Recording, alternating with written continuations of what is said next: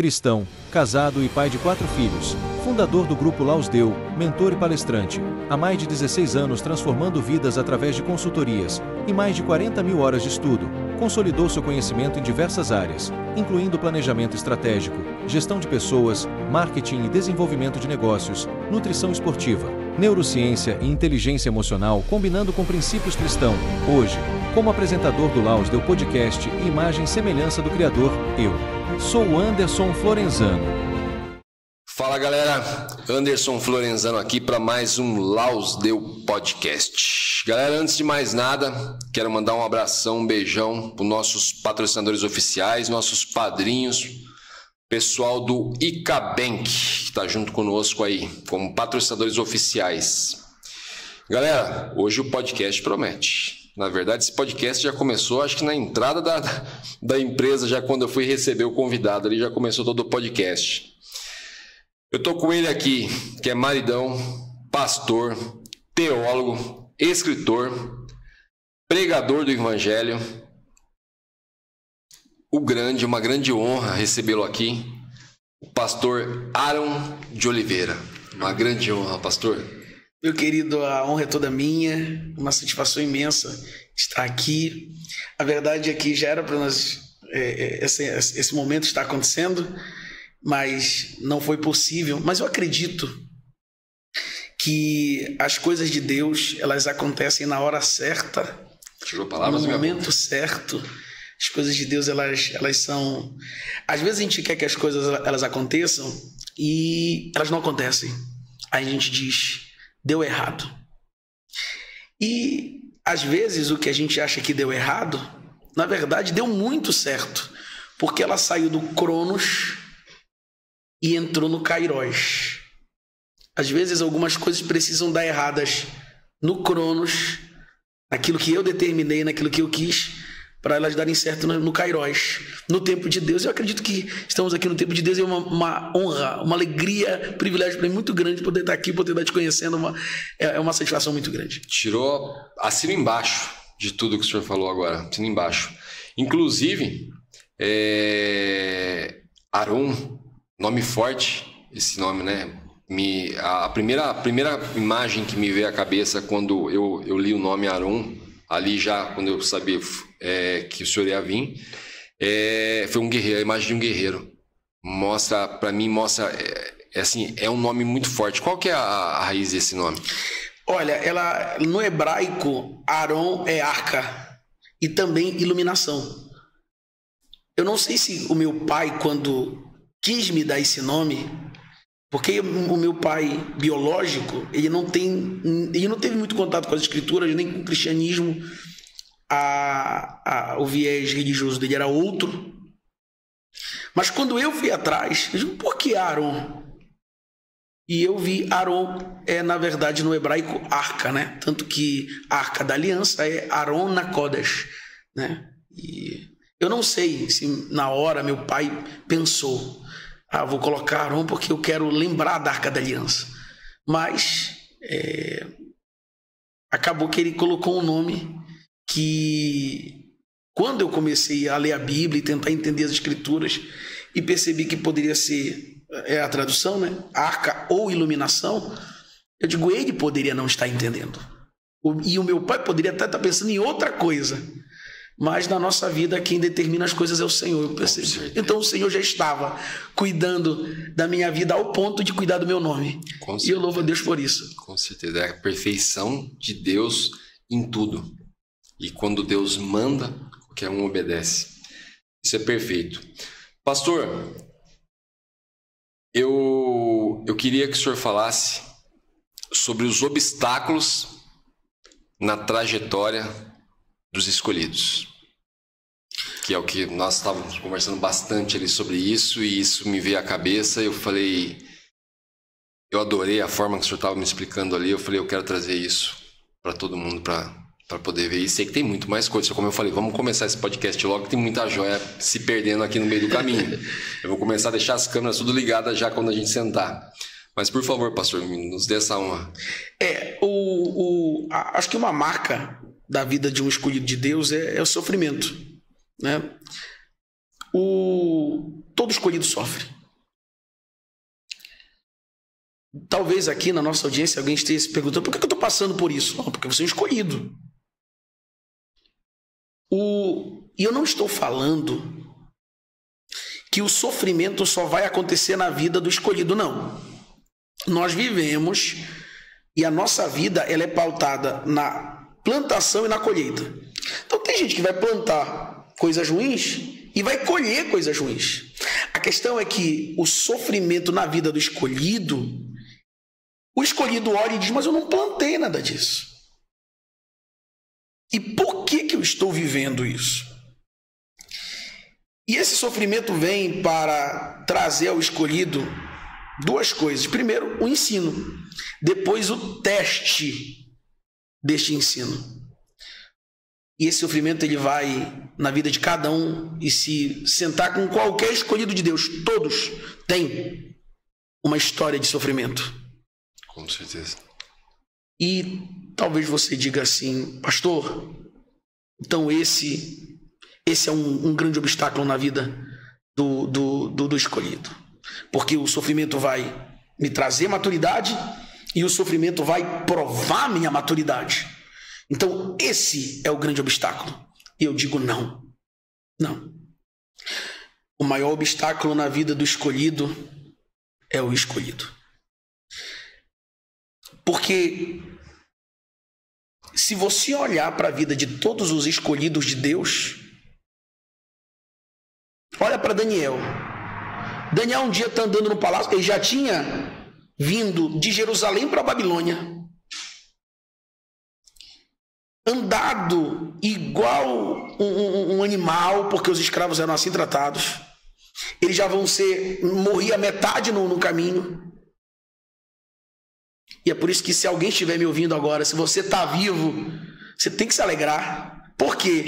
Porque só o fato de estar vivo já é um sinal da proteção divina, porque nesse caminho muita gente tomba, muita gente para, muita gente morre. E se tu tá vivo, tu tem que te alegrar. Eu costumo dizer que você descobre o quanto você é importante para Deus o dia que você acorda. A hora que você acorda. Exatamente. E aí o que acontece? Aí Daniel, quando chega na Babilônia, o chefe da guarda olha para ele e diz assim mesmo: olha, todos os sábios vão morrer. Porque o rei da Babilônia disse: eu quero saber o que eu sonhei, e além do que eu sonhei, eu quero que vocês me digam a interpretação do sonho. Ninguém conseguiu. Aí foi a ordem: todos vão morrer. Aí Daniel vai orar com os seus amigos. Então Daniel não tem o dom da interpretação de sonhos até aquele momento. Ele não sabe que interpretar um sonho até aquele momento, mas ele sabe o que é orar. Aí ele ora. Aí quando ele ora, é a primeira vez que se revela o dom de interpretar sonhos. Então o sofrimento na vida de Daniel, que parece que é algo que é ruim, essa iminente morte, eu vou morrer a qualquer momento, levou ele para orar e despertou nele o dom da sabedoria de interpretação de sonhos. Olha que coisa tremenda. Então, o que é esse sofrimento? E a gente coloca: o meu maior problema é que eu não tenho um carro para fazer a obra de Deus. O meu maior problema é porque eu não tenho dinheiro para exercer o meu chamado, o meu ministério, minha vocação. E a gente vai colocando como se os grandes obstáculos fossem o sofrimento que a gente está passando. Mas, na verdade, esse sofrimento que a gente está passando é o veículo de Deus para te dar dons, talentos. Quando esse sofrimento acabar, olha o tamanho que Daniel estava. Olha o tamanho. A última vez que nós escutamos falar de um sofrimento de Daniel, ele está numa cova, onde ele passa uma noite, os leões estão lá, e ele não morre. Olha o tamanho que esse cara sai dessa cova. Ele vira o terceiro na Babilônia. Que coisa tremenda, que coisa linda. Então o sofrimento e qualquer coisa que esteja acontecendo na sua vida hoje não é obstáculo. Então qual é o obstáculo? O obstáculo para a vida do escolhido é o próprio escolhido. Quem é o vocacionado de maior sucesso na Bíblia? Jonas.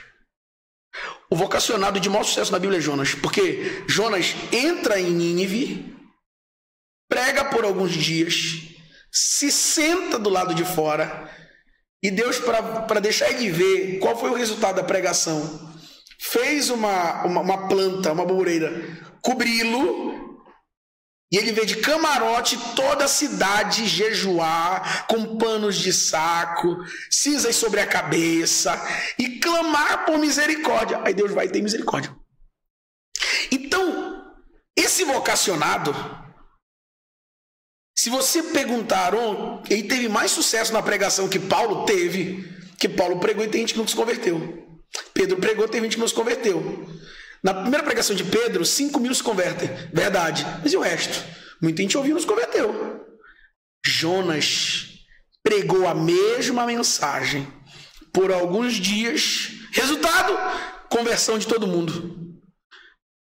Qual era o problema de Jonas? Jonas é o cara que não aceita a vontade de Deus e se joga no mar. Jonas é o cara que não aceita a vontade de Deus, aí ele se joga ele entra num barco para fugir da presença de Deus. Ele, achando que ia morrer, pede para os tripulantes do navio jogarem ele no mar. Só que Deus não queria morto. Deus queria tratá-lo. Aí ele é engolido. Aí ele passa 3 dias no ventre de um grande peixe. E se você olhar, Jonas vai cantar, vai orar salmos. Na hora de murmurar, ele é espontâneo. Mas na hora de orar, ele precisa usar um monte de salmos. Porque você faz melhor o que você faz sempre. Então, como Jonas não é de oração, não tem uma vida de oração, ele pega os salmos e faz dos salmos uma oração. Agora, para murmurar, não. Ele não precisa pegar nenhum salmo, ele não precisa usar as palavras de ninguém, porque ele sabe murmurar. Aí ele pega, faz a oração, Deus cospe, faz com que o grande peixe cuspa na praia, ele vai para Nínive. Quando chega lá, Deus pergunta para ele: você está com raiva de quê? Não, porque um bicho veio, comeu a boboreira que eu estava, aí veio um vento, levou ela para longe. Aí disse: você está com pena da boboreira? Você não tem pena das 120.000 almas que estão aí dentro, que não tem discernimento? Aí Deus faz uma pergunta. E Jonas não responde. O livro de Jonas termina com uma pergunta. E é por isso que nós não vamos ver mais Jonas ministrando. Por quê? Porque Jonas ignorou o Senhor. Qual é o maior problema do escolhido? Do escolhido. Porque nenhum sofrimento, nenhuma luta, nenhum problema. Ai, pastor Aron, eu estou passando um grande problema. Que maravilha! Deus está te forjando. Deus está te moldando. Sabe como é que Deus trata o sofrimento que ele vai causar em Israel? Revelando esse sofrimento ao profeta Jeremias. Ele revela o sofrimento que Israel vai passar. Dizendo para Jeremias: desce até a casa do oleiro, lá te farei ouvir as minhas palavras. Aí quando ele desce a casa do oleiro, o oleiro está trabalhando com o barro nas rodas, fazendo um vaso.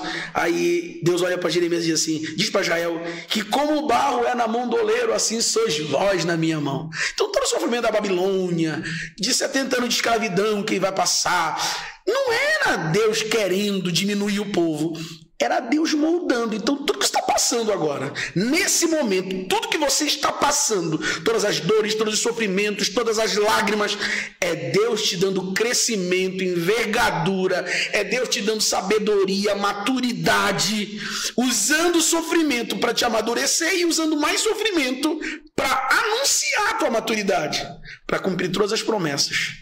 Nesse processo, Deus espera que eu já não seja mais o mesmo. Sim. Por que eu não posso ser mais o mesmo? Se você olhar, por exemplo, para a vida de Sansão, Sansão olha para o pai dele e diz assim: pai, tem uma mulher que eu me agrado. Aí o pai dele diz: de onde é? É lá de Tímina. Aí ele diz: mas da terra dos filisteus não tem mulher em Israel que te agrade? Falou: não, é essa que eu quero, a única que me agrada. O inimigo de nossas almas, ele nos observa todo dia. Isso no capítulo 14 de Juízes. Sabe quando é que ele vai tombar? No capítulo 16. Por que ele mostra que ele tem um problema? Qual é o problema? Tudo que ele deseja, ele quer. Não interessa o perigo, não interessa o risco, não interessa se isso pode acabar com o ministério dele. O que ele deseja, ele quer. O diabo, ele fica nos olhando. Qual é a tua fraqueza, Aaron? Qual é a tua fraqueza, Anderson? Qual é a tua fraqueza, José? Qual é a tua fraqueza, Maria? Qual é a tua fraqueza? Aí ele fica nos observando, olhando atentamente. Aí ele vê nossas fraquezas. Aí o que ele faz? Ele começa a montar um plano. Dalila é um plano. Dalila é um plano. Como é que Dalila não dará certo na vida de Sansão? É se Sansão conseguir mudar do 16 do 14 para o 16. Se ele conseguir mudar do capítulo 16, do capítulo 14 para o capítulo 16, Dalila não dá certo. Mas se o problema do escolhido continuar, então o escolhido tomba.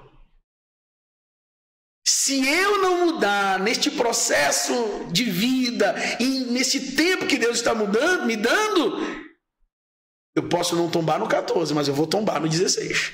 Porque o problema do escolhido, o obstáculo da vida do escolhido é o escolhido. Então tudo que Deus está fazendo hoje com você, no capítulo 14, que nessa experiência você aprenda para não tombar no 16. Olha, Sansão, tudo o que aconteceu. Olha como quase que você morre. Olha como ousaram contra a sua vida. Olha como te atacaram. Olha como você perdeu até um amigo porque deram a tua esposa para o teu amigo casar. Olha só como mexeu com toda a tua vida social, mexeu com um amigo de infância, te colocou em risco de vida. Qual era de Sansão? Não, parei. Eu não quero mais isso. Não. Vou controlar os meus desejos. Vou controlar. Aí quando viesse Dalila, Sansão não cairia. Mas como ele não aprendeu no 14, ele vai tombar no 16. Então eu digo a você que está aqui, que é a nossa audiência nesse momento, que Deus abençoe a todos. O teu sofrimento e tudo que você está passando é importantíssimo para a sua vida. Até nós estamos conversando. Sim. Você está agora recebendo, nesse período de sofrimento, as maiores experiências. A Bíblia fala que quando o povo entrou na terra prometida, o maná cessou. Meu irmão, pessoal, no outro dia, porque quando o povo de Deus entra na terra prometida, já tinha a cevada. Porque o povo de Deus não plantou para colher, ele colheu para plantar. Porque tudo que Deus faz na nossa vida, Anderson, é assim, ó. Tu colhe para plantar. Tu não recebe, tu não dá para receber. Tu recebe para dar. No reino de Deus tu já entra recebendo. Então quando o povo entrou na terra prometida, já tinha a cevada. Só que o maná cessou. Imagina o povo no outro dia. Cadê o maná? Cessou. Acabou. E quem viveu a experiência do maná, depois diz, rapaz, era tão gostoso. Parecia um bolo de mel. Ah, que coisa boa. As maiores experiências que você está passando é nesse teu sofrimento. Os maiores sobrenaturais, os teus testemunhos, as coisas que você vai contar, é agora que você está vivendo. E você não sabe, mas já está vivendo um dos momentos mais importantes e extraordinários da tua história. Sim. Quem é o obstáculo do escolhido? É o meu sofrimento? Não! É minha luta? Não! Sou eu que ainda não mudei, que ainda não amadureci. Sou eu que ainda acho que sei tudo. Sou eu que ainda acho que não preciso de ajuda. Sou eu que não perdoo. Sou eu que não deixo o passado no lugar onde ele deve ficar. Sou eu.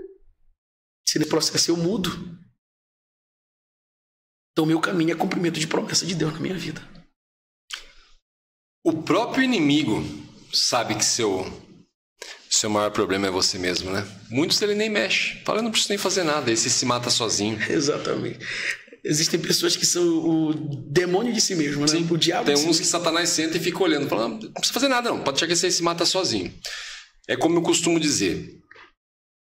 Na época que eu comecei a buscar, e como eu falei, comecei através da ciência, aquela época, tanto é que os coachings daquela época não falavam muito de Deus.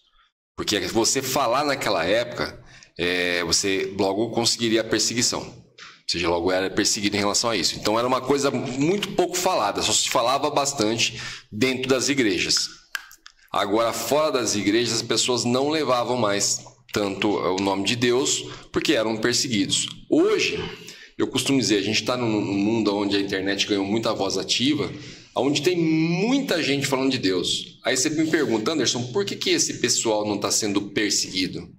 Porque é o seguinte, é tanta gente falando o nome de Deus por moda, que o inimigo já não liga, porque ele sabe que as pessoas que estão assistindo não estão acreditando. Tem pessoas, na verdade, é como eu falo, muitos manipulando a palavra a favor. Então acontece que a pessoa olha e fala, não liga. O inimigo fala, não precisa fazer nada, pode deixar, as pessoas não estão acreditando.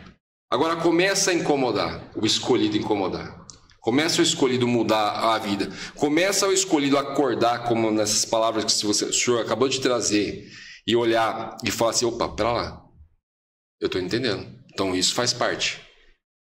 Eu entendendo que isso faz parte, como nós conversamos em off, você libera o perdão, que foi a minha trajetória foi essa. Eu entendendo que eu precisava passar por aquilo, eu consegui liberar o perdão, que o homem tirou um peso gigantesco das costas, e eu passei a amar o meu deserto, porque graças ao meu deserto, hoje eu estou aqui de frente, tendo a oportunidade de entrevistar o senhor, como muitas outras pessoas que vieram nos abençoar. Olha, é tão importante a mudança que ocorre na trajetória. E eu acredito que o discípulo que mais mudou com Cristo foi Pedro. Pedro é o cara que tem uma espada na cintura. Não é uma faca. É uma espada. Ele nunca tinha sido guerreiro. Ele não era guerreiro. Nunca foi soldado, mas ele tinha uma espada. Esse Pedro é o tipo sanguíneo que olha para Jesus e Jesus diz, olha, eu vou morrer. E Pedro diz, eu também vou. Quando é? Eu morro. E Jesus olha para Pedro e diz, Pedro, eu vou te revelar agora quem tu é.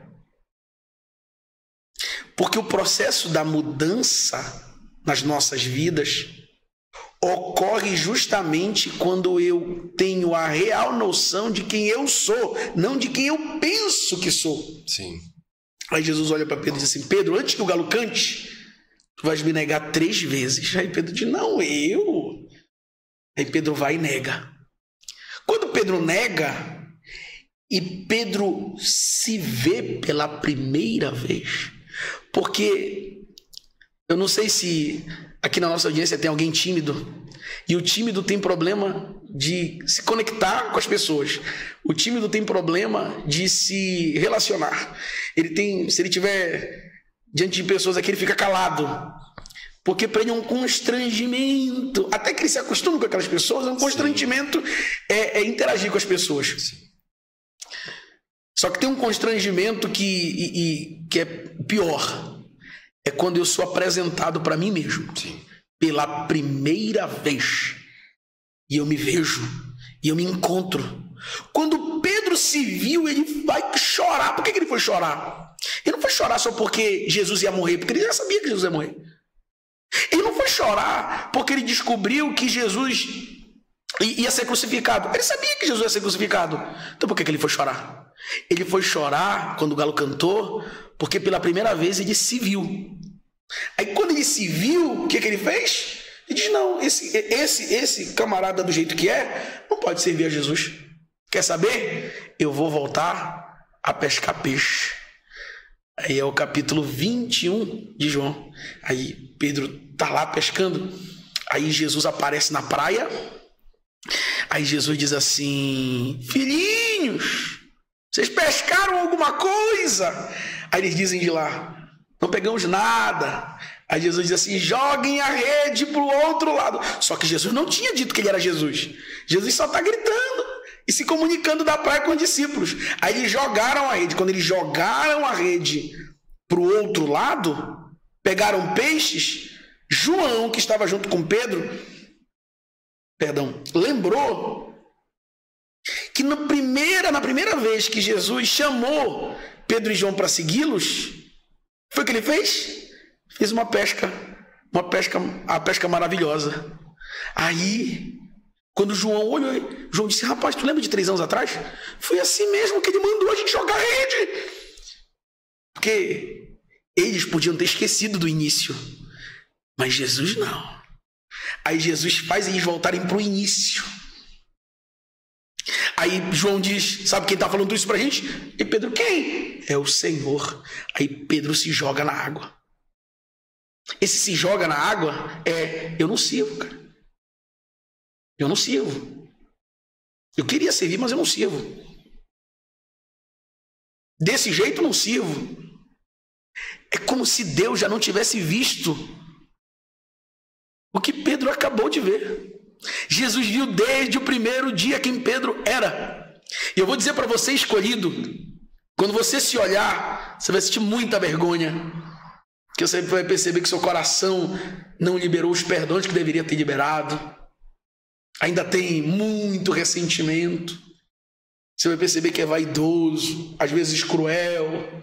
Isso vai te dar muita vergonha, mas eu vou te dizer que isso vai ser um espanto para você, mas nunca foi um espanto para Jesus, porque Jesus te conhece e mesmo assim te chamou, porque Jesus é o mentor que vai trabalhar a mente, a alma dos seus discípulos. Aí Jesus olha para Pedro e diz assim, Pedro, Jesus sabia que Pedro ia sair da água, mas conhecendo Pedro, que Pedro tem um bom coração, Jesus pergunta assim, tem peixe aí? Aí Pedro olhou e disse, rapaz, eu não sou ninguém. Eu sou um camarada que disse que não abandono, mas abandono. Eu disse que eu era corajoso, mas na verdade eu sou um covarde. Eu não tenho nada para dar para ele, mas peixe eu tenho.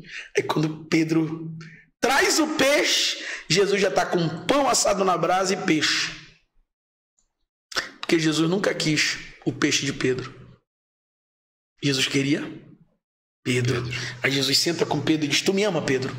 Se tu me ama, apacenta meus cordeirinhos. Tu me ama, Pedro? Então apacenta meus cordeirinhos. Aí Jesus pergunta, tu me ama, Pedro? E Pedro diz, tu sabe todas as coisas, tu sabe que eu te amo. Aí Jesus olha para ele e diz, apacenta meus cordeirinhos.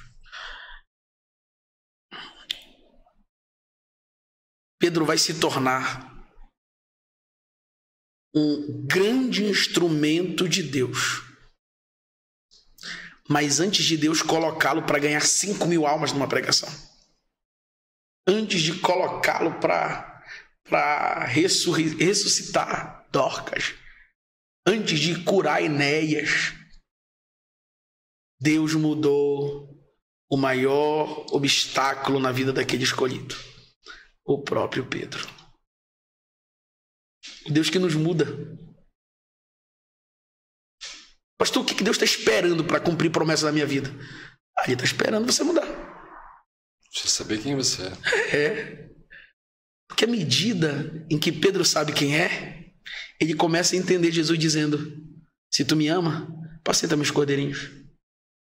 Tu percebe que em nenhum momento Pedro diz eu vou. Percebeu?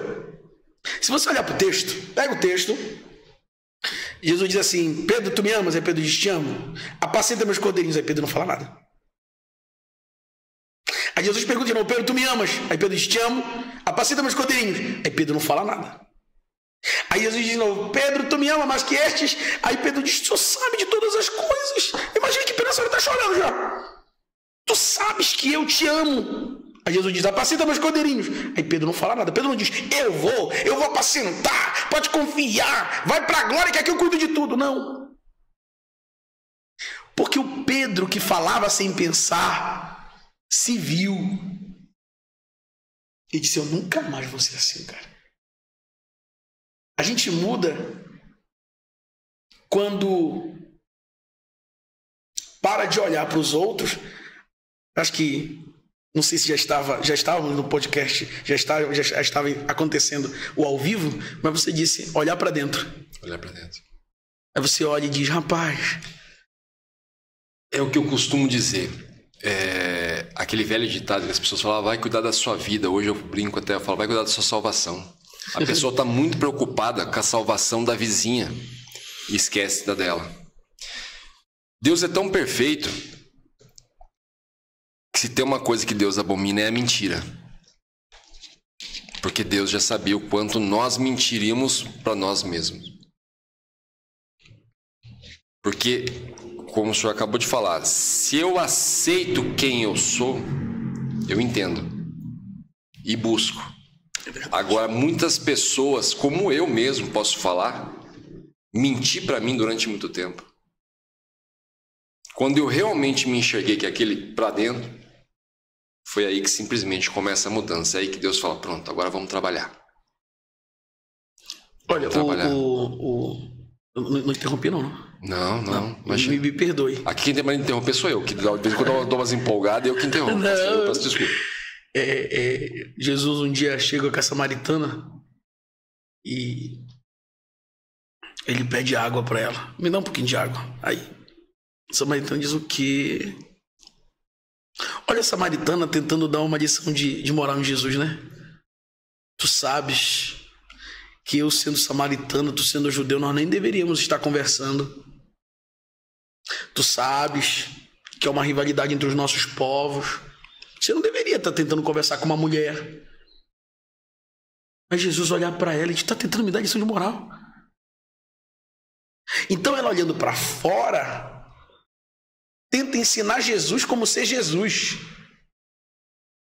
Aí Jesus diz, tu tá achando que tu sabe com quem tá falando, né? Mas eu vou te dizer uma coisa, se tu conhecesses o dom de Deus e soubesses quem te pede água, tu me pedirias água, eu te daria água viva.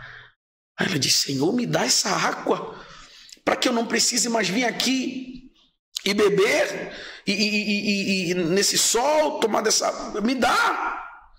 E Jesus diz assim, tu queres? Então vai chamar o teu marido.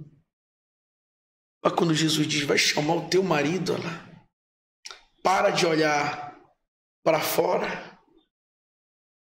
Ela que queria ensinar a moralidade do relacionamento do judeu com uma samaritana, olha para dentro e sente vergonha. E é na vergonha que ela conta uma mentira que vem disfarçada de verdade. E é Jesus que vai desmentir ela. Ela diz, eu não tenho marido. Aí Jesus diz, disseste bem. Já tiveste 5. E o que tu tem agora não é teu. Ela olha para dentro. A mudança daquela mulher ocorre justamente quando ela para de tentar ensinar quem está fora. E ela começa a se perguntar sobre quem é essa aqui que está dentro. Aí ela olha para Jesus e diz, vejo que tu és profeta. Ela já começou a entender um pouco quem é Jesus. Um pouco, ela não entendeu tudo. No momento em que ela olhou para dentro dela e percebeu, estou no erro. Estou vivendo um pecado. Não dá para saber quem é o homem com quem ela está junta, mas ela não é uma concubina. E depois do 5º marido, ela se desilude com o casamento, e com quem ela está agora é tão poderoso no meio dos samaritanos que ela não morre apedrejada.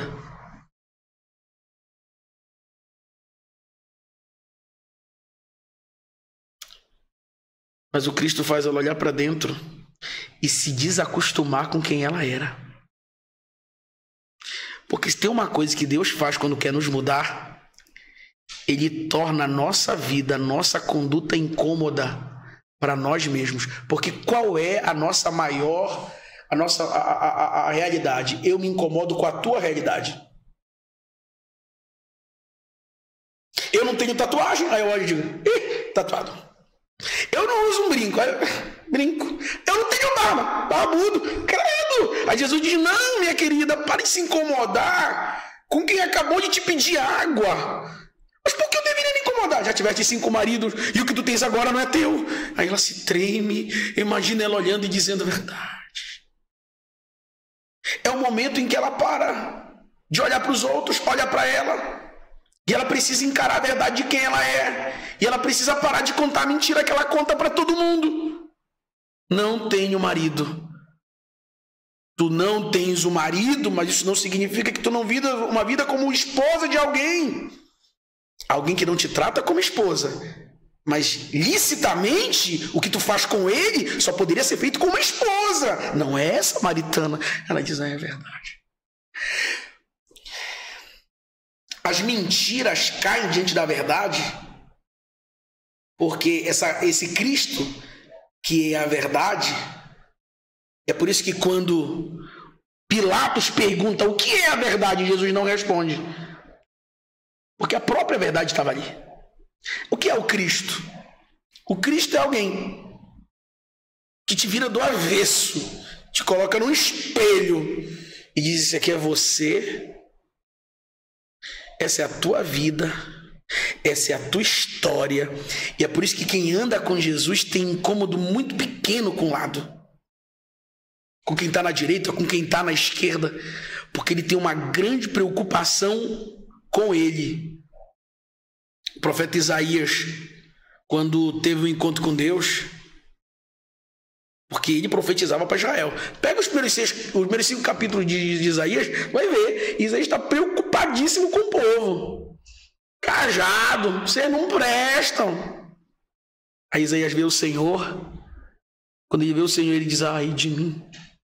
Isaías, fala do povo. O povo tem lábios impuros, mas eu tenho impuros lábios. O povo não presta, eu não presto. Mas a minha preocupação agora, porque quem está perdido não é o povo, é eu. Porque eu vi o Senhor. Então todo homem de Deus que teve um encontro com Deus, ele está olhando e está dizendo, eu não posso julgar ninguém, porque o primeiro perdido dessa mesa sou eu. Dessa igreja sou eu. Sabe como Paulo se declara? O mais miserável. Quem tu é, Paulo? O mais miserável. Todo mundo que ainda não teve encontro com o Senhor Jesus tem uma falsa ideia de que é muito santo, muito crente, muito salvo, muito maior, muito melhor. E todo mundo que já teve encontro com Jesus está dizendo, rapaz, Jesus vai me levar para o céu porque ele é bom mesmo, porque eu mesmo não presto não. Toda a nossa arrogância, e essa arrogância é baseada numa mentira, a nossa soberba é baseada numa mentira, a nossa altivez é baseada numa mentira, uma mentira que nos contaram, que parece que a gente não vai morrer, que parece que a gente nunca errou. Na verdade, quem nunca perdoou o pai e é pai, acha que nunca errou com seus filhos. Com certeza. Quem nunca perdoou a sua mãe e é mãe, acha que nunca errou com a sua filha. É uma mentira que nos contaram. Quem olha e subjuga a sociedade a partir da sua própria hierarquia, esses prestam e esses não prestam, são justamente aqueles que acham que nunca pecaram contra a sociedade. E você já errou contra a sociedade. O problema é que a tua mente não te deixa ver a verdade. A gente esquece as coisas que já aprontamos. A gente esquece o que foi. Até que encontra Jesus. Aí quando encontra Jesus, meu amigo, as mentiras caem por terra. As nossas ilusões caem por terra.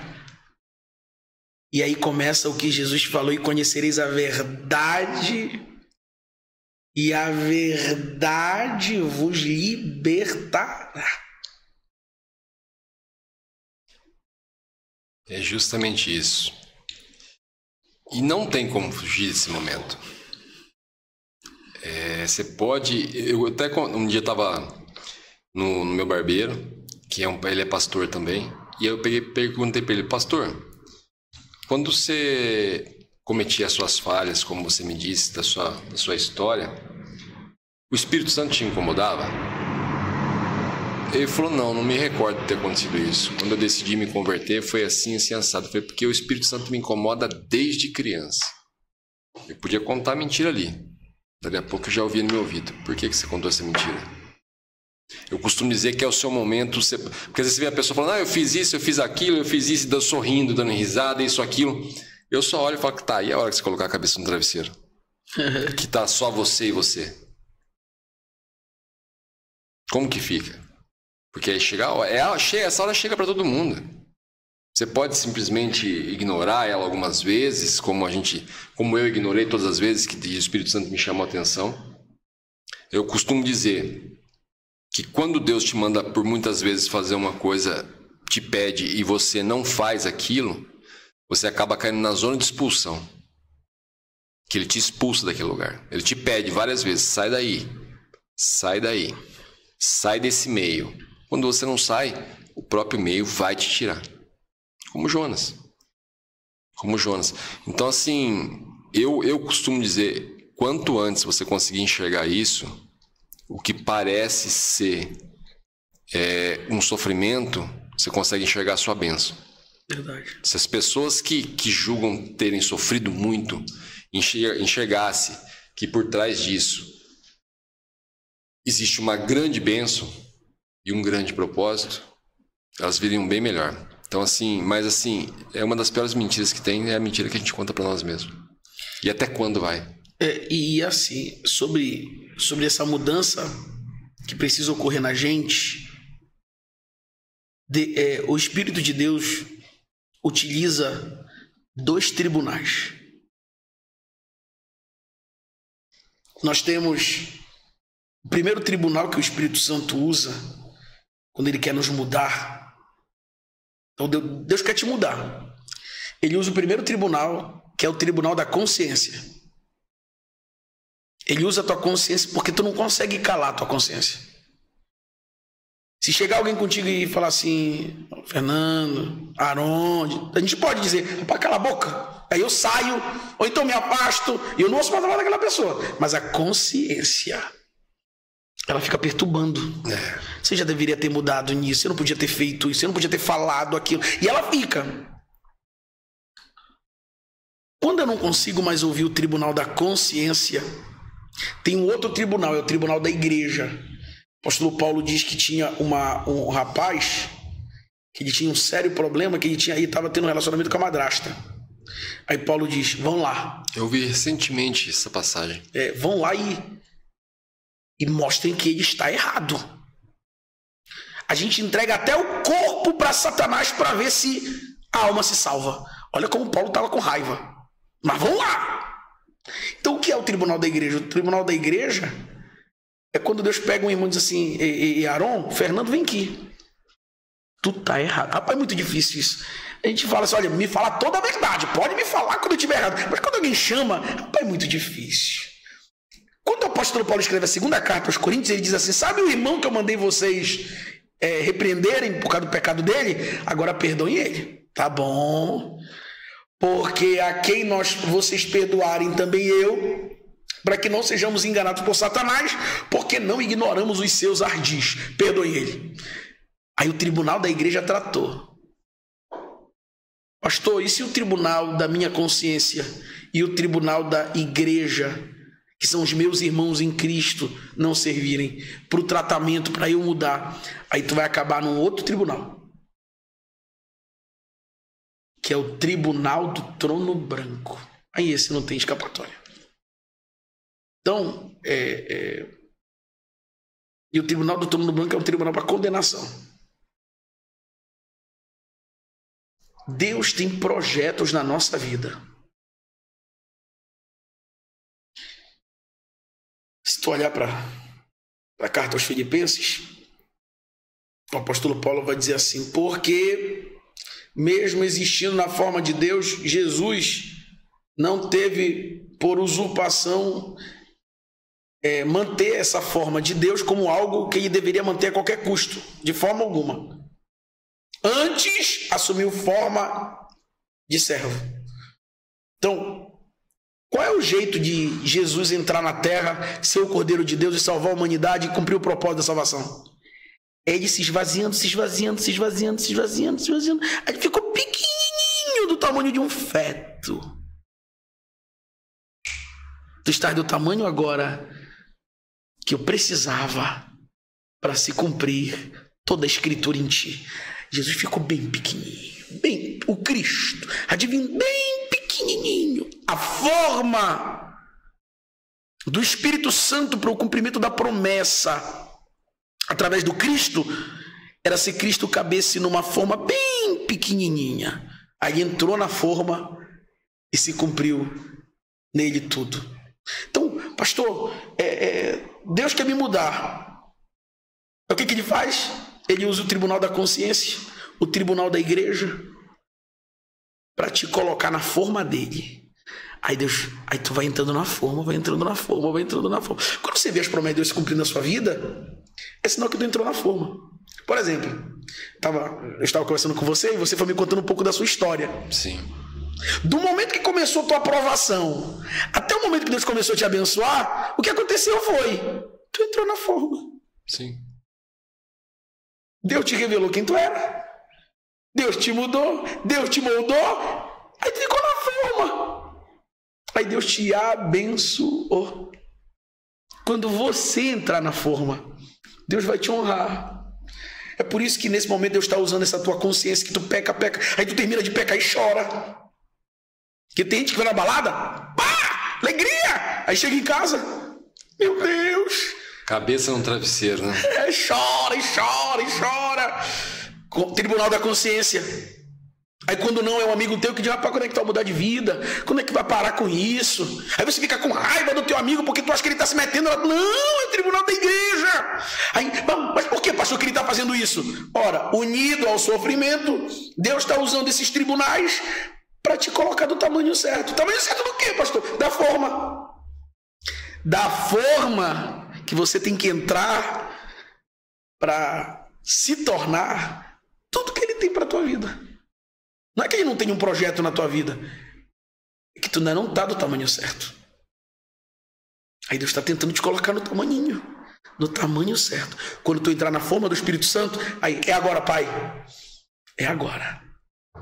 E aí eu pergunto para você que está cobrando Deus cumprimento de promessa, eu pergunto para você, já estás na forma? É a questão, é a pergunta. Não é só estar na forma, você tem que se moldar a forma. Exatamente. Não é só estar. Por isso que às vezes você entra pequenininho na forma e Deus vai preenchendo. Como você pode entrar grande, não cabe, e muitas coisas vão ter que sair para que você se encaixe naquela forma. Uma colocação perfeita, perfeita. Não tem nem o que dizer. Pastor, qual aprendizado nós podemos tirar com a história de José? É como eu comentei, em off, que a gente estava conversando, eu falei, minha história é a história de José. José é uma passagem muito forte na palavra, eu vejo pelo menos ali, uma passagem muito forte, a qual simplesmente muitas pessoas que veem, muitos pastores na verdade contam isso, fazem questão de bater na tecla do sofrimento, mas não dizem na verdade o tamanho da bênção. Eles querem só falar sobre o sofrimento. É como eu falei, hoje tem pastores que estão manipulando a palavra, tem pessoas que estão manipulando a palavra sempre a favor. É uma coisa que eu sempre falo aqui e é uma coisa que eu não concordo e nunca concordei. Quando vai se falar de Satanás, ou vai se mostrar uma figura para se referir a Satanás, mostra um ser forte, com chifres, que demonstra poder. E depois, quando vai se referir a Jesus Cristo, quer mostrar uma figura, mostra um ser magrinho, franzino, até em algumas igrejas, pregado numa cruz, franzino, os ossos aparecendo. E eu costumo dizer, falo, gente, essa história é diferente. Não estão te mostrando a história inteira. É o contrário. É totalmente ao contrário. Se você quer ver força, é totalmente ao contrário. Entendeu? E hoje, como eu falei, as pessoas vão falar de José, fala só de sofrimento, sofrimento, sofrimento, sofrimento, e não fala do tamanho da bênção, do aprendizado que foi a história de José. Olha, antes de eu falar de José, só para acrescentar no que você disse sobre o diabo, quando o diabo foi tentar Jó, a Bíblia diz que o diabo diz assim para Deus: é claro que ele te serve, o Senhor colocou uma cerca ao redor dele. Ou seja, tinha uma cerca na vida de Jó. Porque o diabo só pode ser diabo se Deus deixar ele ser diabo. Senão, nem diabo ele pode ser na minha vida. Então, se o diabo está sendo diabo, não é porque o diabo é grande. O diabo está sendo diabo porque o diabo disse, eu posso ser diabo na vida dele? Aí Deus disse, pode. Aí o diabo está sendo diabo. Mas na hora em que Deus quiser que o diabo deixe de ser diabo, ele para de ser diabo. Porque o diabo só é diabo porque Deus deixa. Então o teu Deus é mais poderoso do que tudo. Se o teu Deus disser parou o diabo para de ser diabo. Ele vira qualquer coisa na sua vida, menos diabo. Então, só para deixar claro, né? E a questão da vida de José, quando você olhar para José na casa do pai dele, fica evidente que Deus precisava tirá-lo dali. Por quê? Primeiro que ele era sábio. E a sabedoria te abre caminhos. Te abre caminhos de network. Você pode ver que todo cara que é sábio, ele lógico que amigos é contado em dedo. Sim. Mas contatos, conexões, o sábio consegue. Ele consegue. Ele consegue interagir com as pessoas. Então, esse José, ele interage com a maior autoridade da casa dele, como o irmão mais velho dele não consegue. O irmão mais velho de José não consegue interagir com o pai Jacó como José consegue. E por isso José recebe até uma túnica de várias cores. Ele começa a ser honrado. Aí Deus olha isso. Rapaz, que vida boa. Aí Deus dá um sonho para José. E no sonho, as espigas e as estrelas, o sol, a lua e 11 estrelas, se encurvam diante de José. Aí alguém diz, pastor, Deus estava anunciando que José ia ser governador. Fato. Mas isso explicitamente. Agora, implicitamente, Deus estava dizendo, eu preciso te tirar daqui. Esse ambiente é muito bom, é muito agradável, é muito legal. E aqui você nunca vai aprender o que precisa. E eu vou dizer uma coisa que as pessoas não entendem isso. Deus utilizou não é que os irmãos de José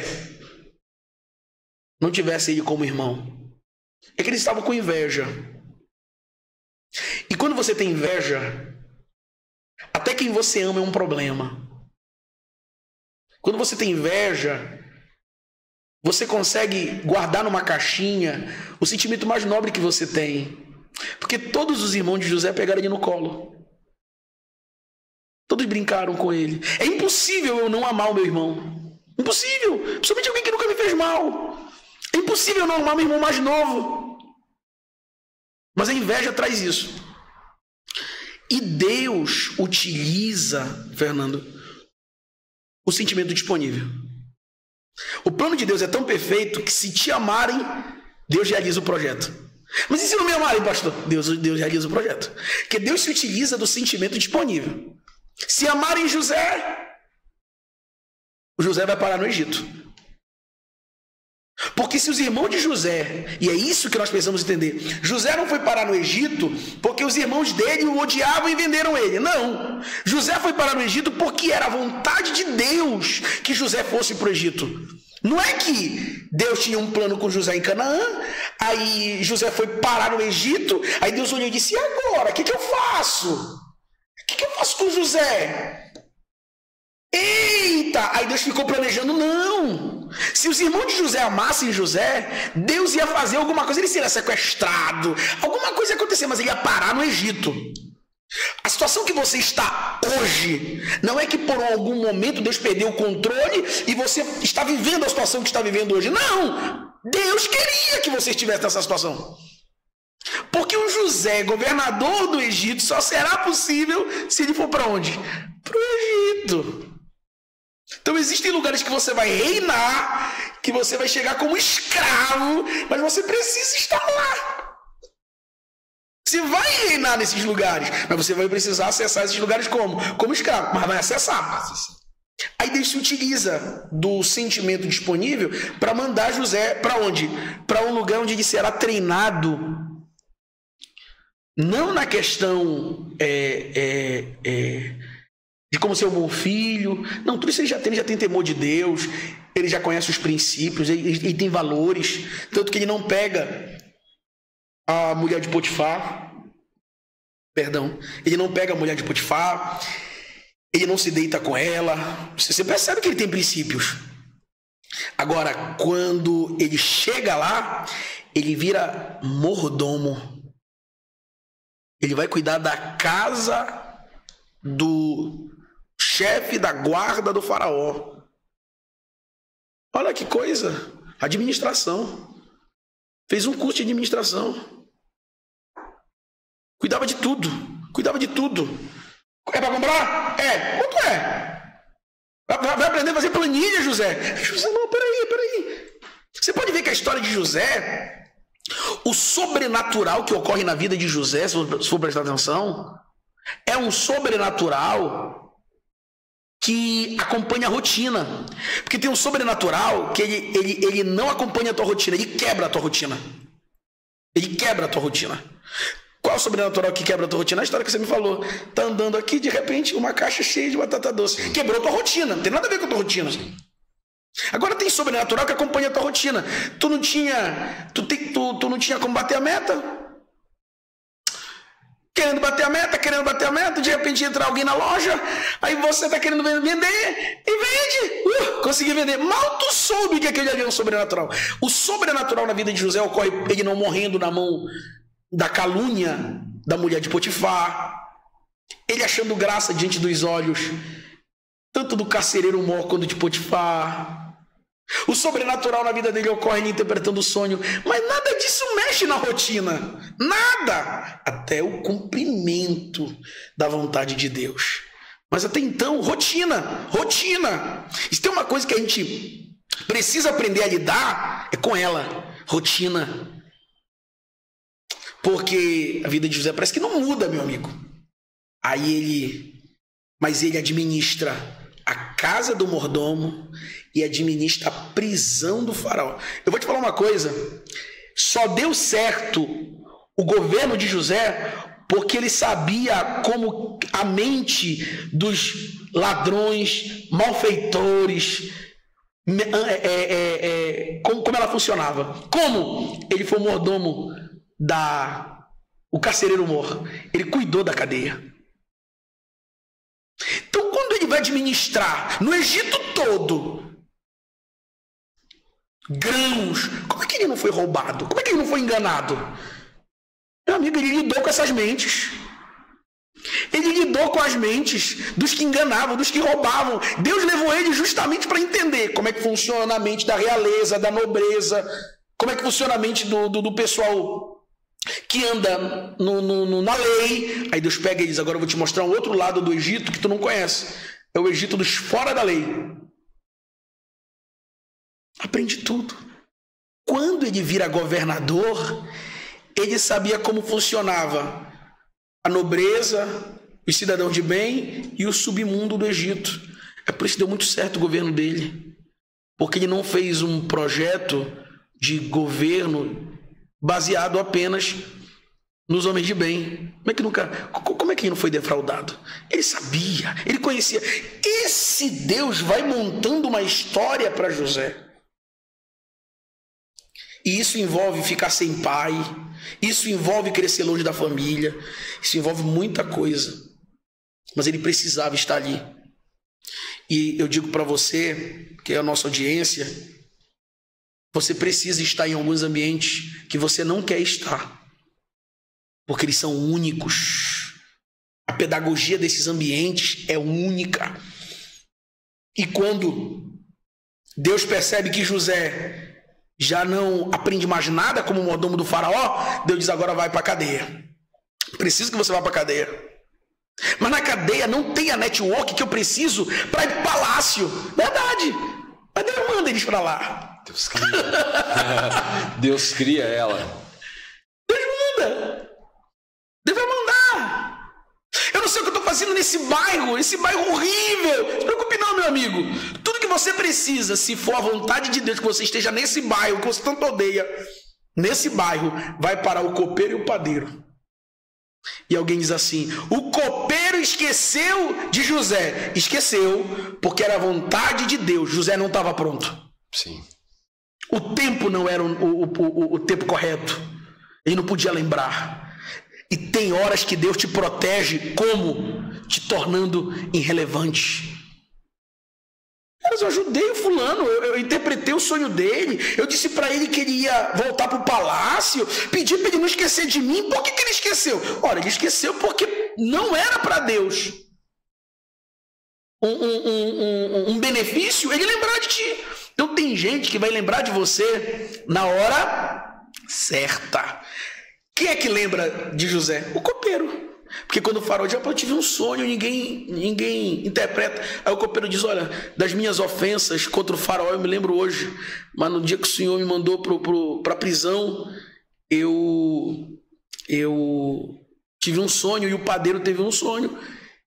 E tinha um rapaz lá que interpretava sonhos. Aí José é chamado e olha como o tempo do preparo é importante. Não pule as etapas do preparo de Deus para a tua vida. Quando José chega para interpretar o sonho, aí a Bíblia diz que o José olha para o sonho do faraó e diz, olha, o teu sonho é 2 porque é urgente. Vai vir uma época de muita fartura, vai vir uma época de muita escassez. Foi até aí que Deus falou com ele. A revelação do sonho, a interpretação do sonho é essa, Fernando. Vai vir um período de muita abundância e um período de muita escassez. Essa é a interpretação. E o resto que ele vai falar? O resto é preparo. Aí ele diz, mas, vou lhe dar um conselho. Olhe um homem preparado. Pegue um homem sábio, um cara inteligente, e faça ele guardar 1/5 da produção do Egito. E quando chegar o período da escassez, não vai faltar. Não foi Deus que mandou ele falar. Deus não disse para ele, fala que tem que ter um homem. Não! O que foi isso? Não, o que Deus precisava falar para José era a interpretação do sonho. Mas o conselho que ele dá para o faraó depois disso, Deus já não precisava falar. Por quê? Porque José estava pronto. Por isso a importância de em tudo dar graças e a importância de que seja feita a sua vontade, Pai. Exatamente. E não a nossa. Exatamente. E essa questão que você falou é uma questão muito interessante, eu sempre bato nessa tecla. Não tem como pular a fase. Não tem como pular a fase. Então, eu acordei hoje, eu não estou bem. Não viva aquele dia. Viva. É viva mesmo, não sobreviva. Viva. Mas Anderson, você não tem noção do que está acontecendo na minha vida. Mas viva aquilo. Entenda, agradeça, porque como eu falei, você descobre o quanto você é importante para Deus se você acordou novamente. Até simplesmente o ladrão dentro de uma prisão, quando ele acorda novamente, se ele parar para pensar, ele fala, cara, eu sou importante. Porque se eu não valesse nada, eu não estava nesse mundo. Porque basta um estalar de dedos, um sopro, uma respiração de Deus para falar, sai. E em José nós vemos muito isso, porque olha o interessante da vida desse cara aqui. Tem coisas que não dá para explicar. José já era para ter morrido há muito tempo. José era para ter morrido na mão dos irmãos, não morreu. José era para ter morrido na mão dos midianitas, dos ismaelitas, que levaram ele lá para o Egito. Também não morreu na viagem. Poderia ter morrido na mão do capitão da guarda, o Potifar. Não morreu. E aí, a pergunta que fica é, por que ele não morre? Ele não morre porque Deus está sustentando ele. Então, quem está vivo hoje, meu irmão, principalmente para quem passou pela pandemia, está vivo porque o Senhor é bom. É manifestação do cuidado de Deus. Agora, olha o interessante. Tem algo muito especial em José, porque quando ele é caluniado, a Bíblia diz que antes Potifar viu que o Senhor era com ele. O Senhor estava com ele. E é interessante também que a Bíblia diz que o Senhor foi com José. O Senhor estava com José. Então, você tem que ter cuidado com quem você coloca na sua vida e quem você tira da sua vida. Porque se você estiver tirando um José da sua vida, você pode estar trazendo um problema para a sua vida. E sabe quem entende isso? O Potifar. Pode ler o texto. Onde é que José é preso? É preso na casa do capitão da guarda. Quem é o capitão da guarda? Potifar. E onde é que Potifar prende José? Na casa do capitão da guarda. Na prisão dos nobres. Mas o escravo vai ser preso com os nobres? É. Porque Potifar não quer tirar José da vida dele. Sim. Porque de alguma forma Potifar sabe que a ausência daquele cara vai trazer um problema. Então nós temos que ter muito cuidado. E o que eu vou falar aqui agora, eu peço que você entenda. Às vezes a bênção não está com a gente. Às vezes a bênção está com José. Se José sair da engrenagem, aí Potifar olhou e falou: eu não vou deixar esse cara sair da minha vida, meu irmão. Não vou. Ele ia ficar na casa do capitão da guarda. Então todo o período que José passou no Egito, passou perto de Potifar. A bênção não saiu da casa de Potifar, porque Potifar, ainda que olhando para um escravo, e isso aqui nós temos que tirar o chapéu para Potifar, ele conseguia ver além do título. O jeito como você olha para o ser humano diz às vezes que tipo de bênção chega na tua vida. Porque a bênção chega na vida de Potifar porque ele olhou para o escravo e disse: esse cara é mais que um escravo. Conseguir enxergar Deus no outro, né? Mais do que... Não, porque enxergar Deus na gente, né? A gente costuma dizer: eu sou homem de Deus, sim, eu sou santo, eu sou tremendo, eu sou, né? Eu sou especial. Potifar olha e diz: rapaz, Deus está nele, cara.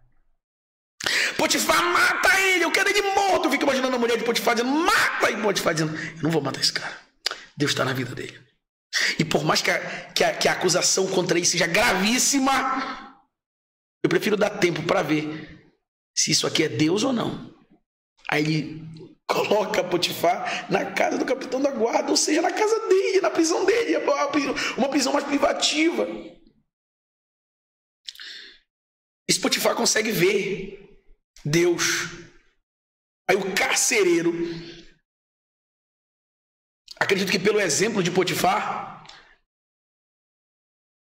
começa também a ver Deus na vida do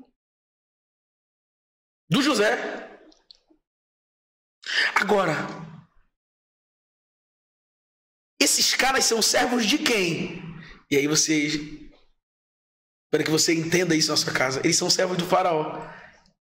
Quando o faraó está ouvindo a interpretação do sonho, o faraó está tendo o mesmo discernimento. Olha que coisa tremenda.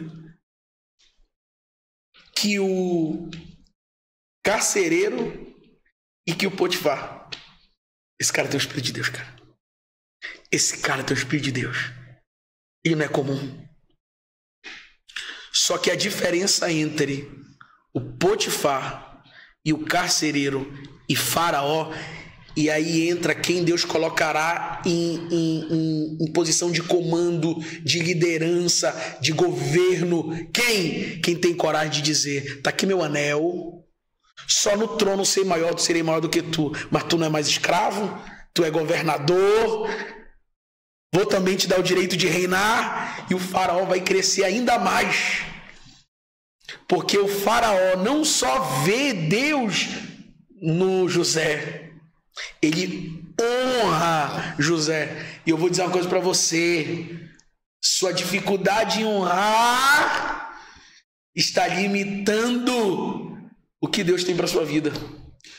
Muitas vezes Deus tem que chegar e chamar a atenção, né? Não toque nos meus ungidos. Não toquei nos meus ungidos, nem maltratei os meus profetas. Às vezes ele tem que dizer isso. Às vezes ele tem que vir e chamar a atenção. Porque você, já além de não estar honrando, ainda está difamando aquele que Deus escolheu. Aí tu pega um faraó. O homem não tem... Porque isso não é uma questão de ser crente ou não. Sim. Ser cristão ou não. Isso é uma questão de maturidade. Isso é uma questão de ser uma pessoa resolvida. Sabedoria. Ter princípios. O faraó é resolvido com ele mesmo. Sim. O faraó é tão resolvido que ele pega o anel dele e diz: olha, só no trono sou maior do que tu. Mas pode governar. Por que o faraó não está com medo de perder o posto?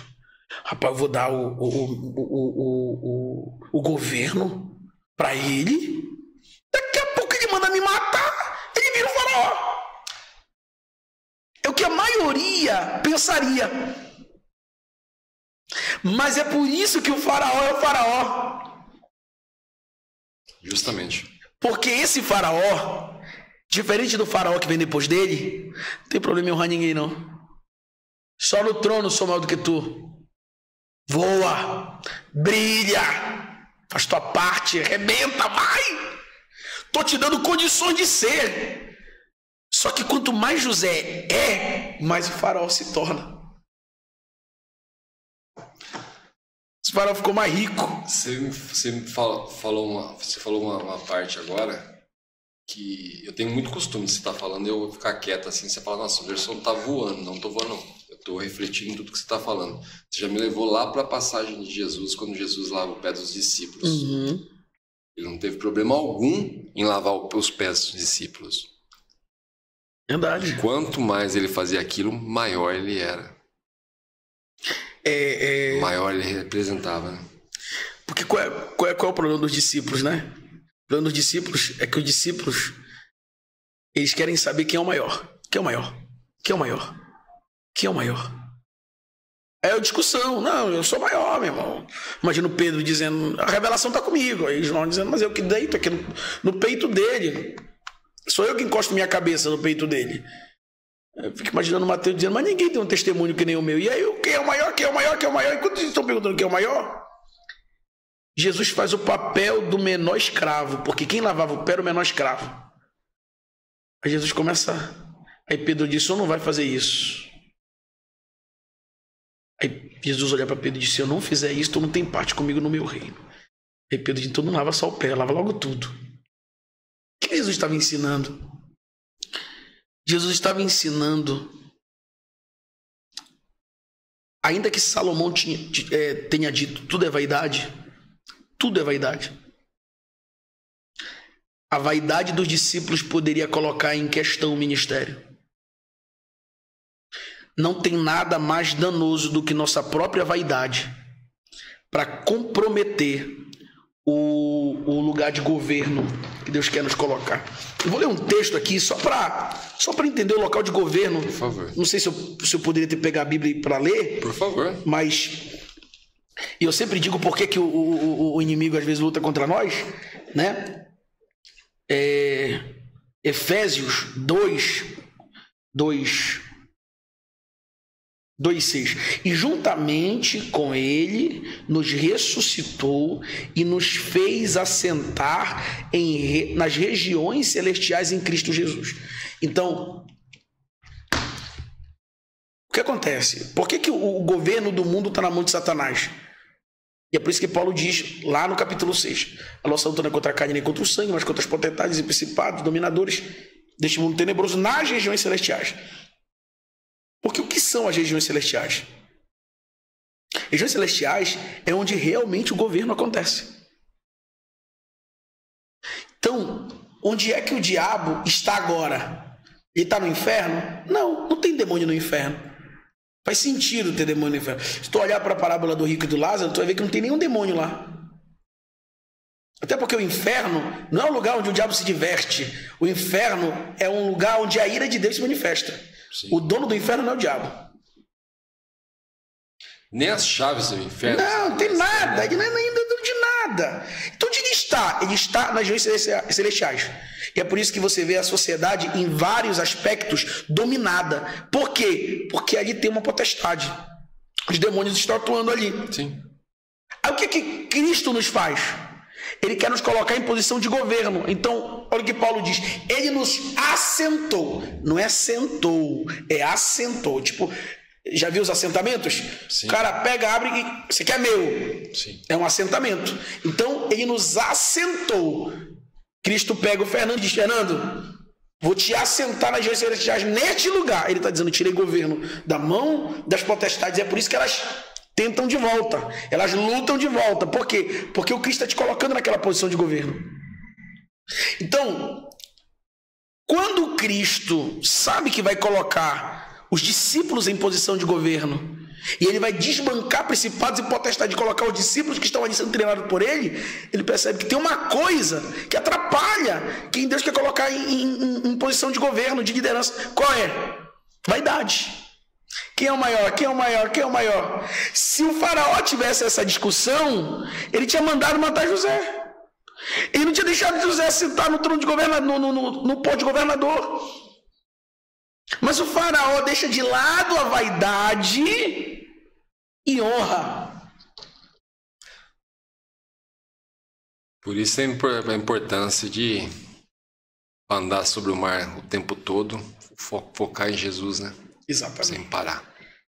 Exatamente. E não se deixar a vaidade te afundar no mar, né? O medo, a vaidade. Tu já pensou o que seria como seria contada a história se o faraó fosse vaidoso? E a pergunta que eu faço para a nossa audiência é: que história não seria contada se você não fosse vaidoso? Se você não vivesse no medo de perder coisas que você recebeu de Deus. Rapaz, o que tu tem foi Deus que te deu. Se foi Deus que te deu, tá dado. É seu. Eu não sei o nome do faraó, mas eu conheço o nome de José. O nome de José foi mais longe. Mas o que o faraó cresceu... Só pra você ter uma ideia, as terras do Egito não pertenciam ao faraó. Ele comandava, mas não era dele. A terra era da população, era do povo. Depois de 7 anos de escassez, todo o Egito pertencia a um só homem, o faraó. E quem viesse plantar tinha que pagar 1/5. Então, o que o texto está nos ensinando? Que o faraó até tinha dinheiro, mas não recebia impostos. Ele tinha poder, mas não recebia impostos. Não pela terra. Por que o povo vai pagar pela terra se a terra é minha? Não precisava pagar. Mas como o faraó, o José, comprou todas as terras para o faraó, então o cara trabalhava na terra que era do faraó e tinha que pagar o imposto pela terra. Você imagina o quanto esse faraó ficou rico? Poderoso? Você acha que alguma nação da terra conseguia invadir o Egito naquele momento? Conseguia comprar guerra contra o Egito naquele momento? Não. Alguém que Deus quer colocar em posição de governo precisa estar focado em outras coisas. Porque se o faraó está focado nas coisas certas, e ele estava, ele tem os resultados corretos. Resultados corretos não andam de mão dada com vaidade. Os resultados que você terá dependem muito do quão vaidoso você é. Por quê? Porque às vezes o vaidoso tem tudo para acertar. Ele só precisa entender que realmente aquele conselho era verdade. Só que como ele é vaidoso demais, ele tenta no que ele colocou na cabeça. Aí o que acontece com ele? Ele falha. Só era ter ouvido. Sabe o que o faraó percebeu quando ele dá o posto de governador para José? Eu não sei fazer isso aqui. E tá tudo certo. Mas alguém na minha equipe sabe, o nome dele é José. Faz, José. Essa questão que você falou é uma questão que hoje, porque que muitas pessoas às vezes ter aquela mania de vocês estão falando, mas eu não estou entendendo. Então, assim, eu vou de certa forma tentar trazer isso para um mundo mais humanizado conforme vocês estão vivendo hoje. Foi justamente o que Henry Ford fez. Henry Ford não sabia construir automóveis, Henry Ford não sabia nada, mas ele tinha pessoas que sabiam. Que legal. Se eu não estiver enganado, Henry Ford ele não tinha estudo, muito pouco estudo, e ele foi processado por ele processou um jornalista que o chamou de ignorante. Mediante ao tribunal, ele foi até o tribunal e o jornalista falou: eu vou provar que você é ignorante. E começou a fazer perguntas para ele não relacionadas ao cotidiano dele. E o que ele respondeu foi: por que eu preciso saber essas respostas? Se na minha mesa tem 5 botões, basta eu apertar um e vai vir uma pessoa responsável por isso. Legal. Foi a mesma questão de Faraó. Então, às vezes as pessoas falam que tem dificuldade de entender a Bíblia, mas tem facilidade de entender a história daquele que teve sucesso. Cara, eu volto aqui. Muita honra. Existe muito sucesso aqui dentro. Verdade. Então, tudo que as pessoas estão vendo na televisão, estão vendo na internet, e estão idolatrando, e nossa, porque aquilo é muito lindo, isso é muito... Gente, é tudo... Tá aqui, ó. Tá aqui já. Você vai abrir o que você acha. Esse momento nosso aqui agora, dessa entrevista, vamos abrir o que a gente vai achar. Eu falo, tudo tá aqui já. Tudo.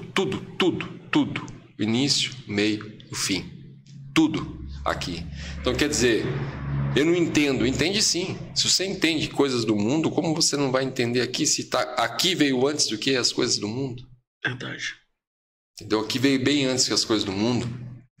Então, assim, meu povo padece por falta de conhecimento.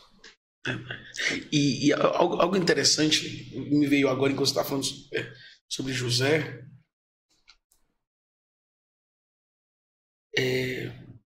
Quando os irmãos dele chegam para pedir comida, para comprar comida, na verdade, a reação de José não é de ódio nem de raiva.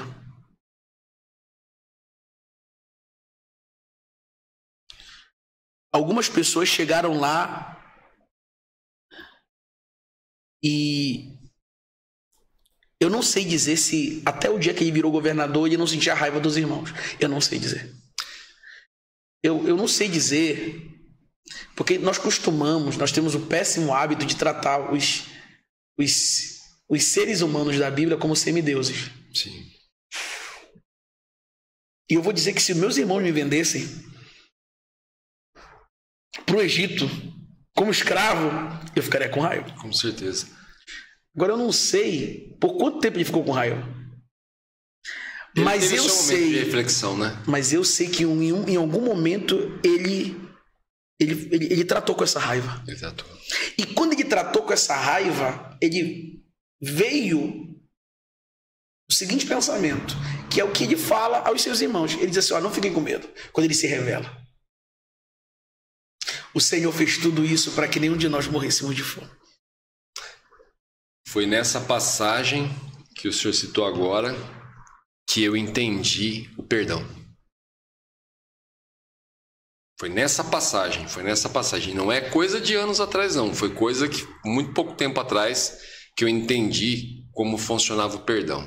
Foi quando eu olhei para trás na minha vida, tudo aquilo que eu tinha raiva, e eu estava aqui sentado entrevistando alguém muito importante, assim como o senhor, e eu pensei, eu precisei passar por tudo aquilo para hoje chegar aqui. Exato. Agora eu entendo o que é o perdão. Exato. Agora eu sei amar o meu deserto. Eu entendi o porquê. Por isso a importância da gente confiar em Deus, né? Não, mas tá difícil, tá sofrendo, porque você não tá passando o que eu tô passando. Mas confia. Eu sempre falo isso, confia. Não, mas confia, cara. Confia. Ah, mas tá demorando demais, mas confia. E assim, às vezes na hora da aprovação é difícil perdoar. Sim. Mas você não tem desculpa para não perdoar quando Deus te abençoa. certeza. Porque na hora que a gente está na provação, eu não vou exigir isso de José sendo escravo na casa do faraó. E muito menos sendo escravo na prisão, sendo um escravo prisioneiro no cárcere. Eu não posso exigir isso dele. Mas quando ele se torna grande, ele vira governador e passa 7 anos com o Egito e toda a terra, na verdade, com muita fartura. Deus dá para ele 7 anos de tranquilidade. Para ele botar a mão na cabeça e dizer: será que foi por isso que tudo aquilo aconteceu? Por que será que eu sofri tanto? Então o que acontece? A bênção vem e Deus espera que na bênção, depois que todas as provas passaram, todo o sofrimento aconteceu, você olhe e diga: isso aqui foi Deus, cara. Sim. Isso aqui não foi Satanás, isso aqui não foi o ódio da gente, isso aqui foi Deus. E Deus fez isso para eu salvar minha casa. Rapaz, é nessa hora, quando ele olha e diz: isso aqui foi Deus, e quando você percebe que o Senhor fez tudo aquilo para te abençoar, você percebe que na verdade tem mais amor envolvido do que inveja, do que despeito, do que raiva. Amor de quem? De Deus.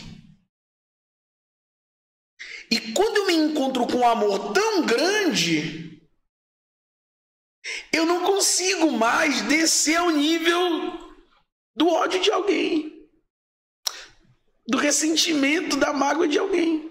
Quando eu entendi o amor de Deus, eu consegui perdoar os meus pais. Olha aí. Porque o mundo faz uma visão distorcida do amor. Amor não é só mão na cabeça, carinho. Amor muitas vezes é repreensão. Meu filho, isso está errado. Verdade. Esse lado está errado. Desse caminho que você está indo está errado. E aí aquele filho olha e fala: cara, como meu pai é chato, como meu pai foi chato comigo. Mas se meu pai não tivesse feito aquilo, onde que eu estaria agora? Verdade. Então, assim, quando você entende, Deus te faz da mesma forma. Aí você fala: mas a culpa foi dos meus pais. Não, a culpa foi do que você plantou. Foi da forma que você viu. Entendeu? É aquela velha história. A pessoa pode chegar, uns choram e outros vendem lenço. Então, como você está vendo? É isso que, na verdade, nós estamos tentando trazer aqui para a pessoa. Enxergue. Não, mas é que, ontem eu não tinha o que comer. Mas enxergue o que você aprendeu com isso. Por que você não tinha o que comer? Porque ontem eu não fiz nada. Então se movimenta e vai atrás. Verdade. Entendeu? Então, assim, você só descobre o quanto você é forte quando você só se sobra ser forte. Verdade. Né? E é engraçado também você falar isso, porque o José, ele está num ambiente, primeiro que é uma região de onde ele não pode sair, porque ele é um escravo. Sim. Ele não pode pedir as contas. Sim. Não pode, não dá. Ele está preso àquilo ali. E por que Deus o prendeu ali? Deus o prendeu ali porque ele precisava aprender e ele precisava ser.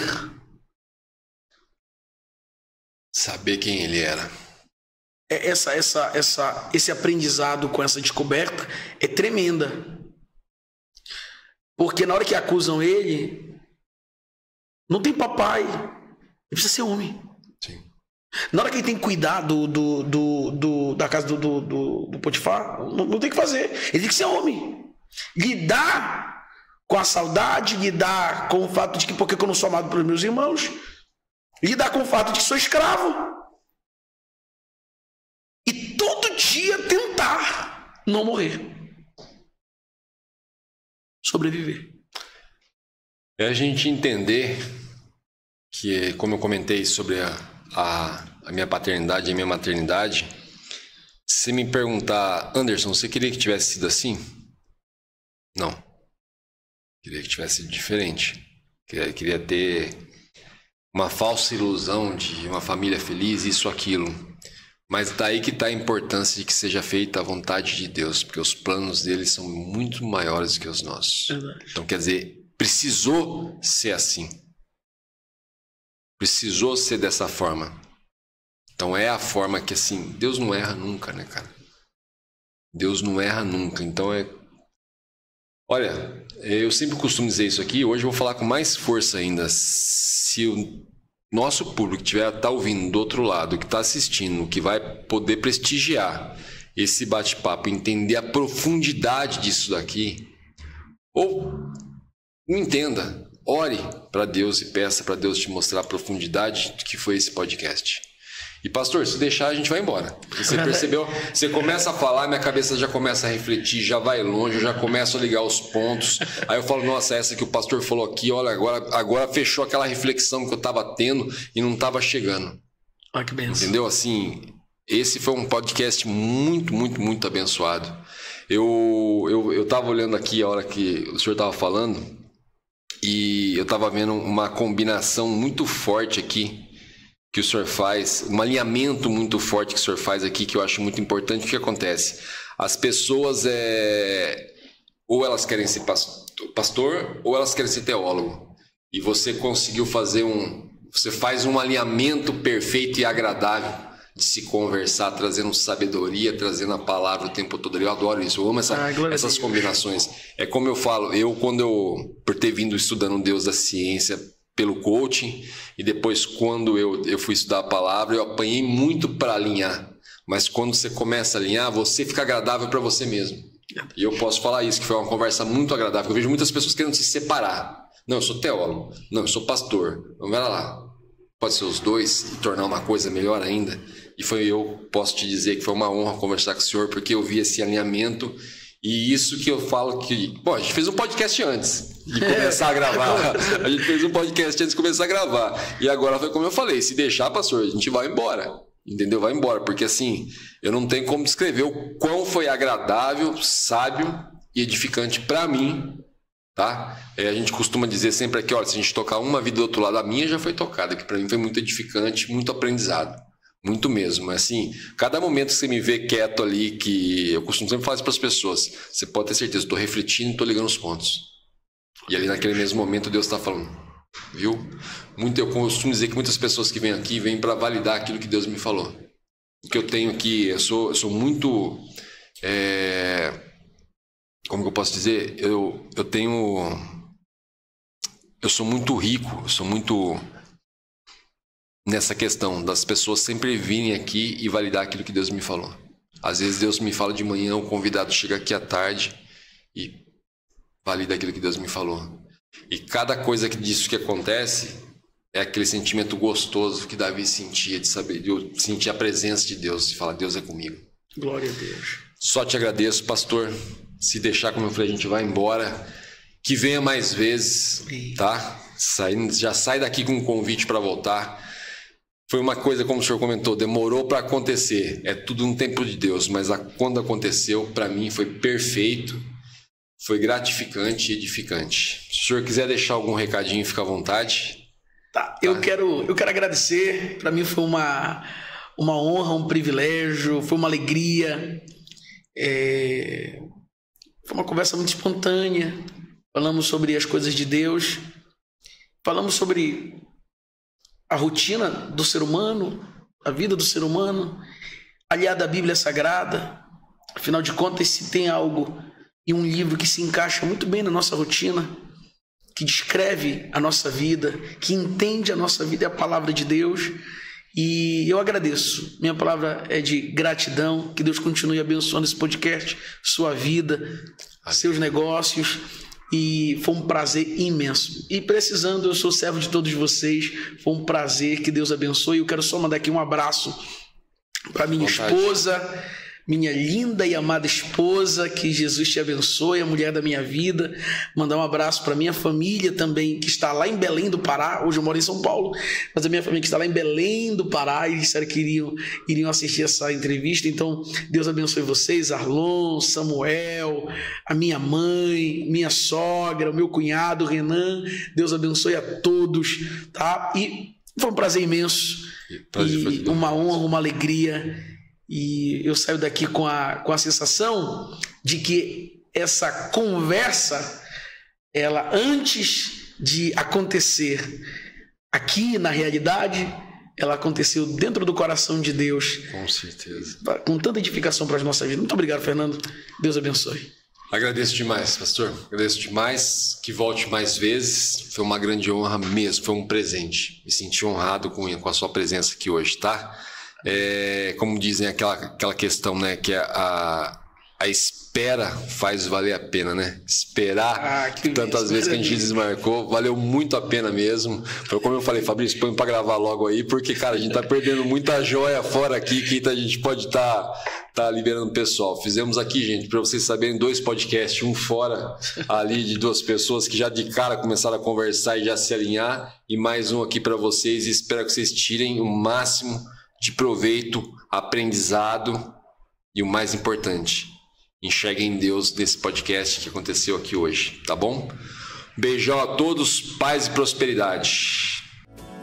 Diante do trono, Senhor, quero levar meu sacrifício de louvor, as minhas mãos levantar.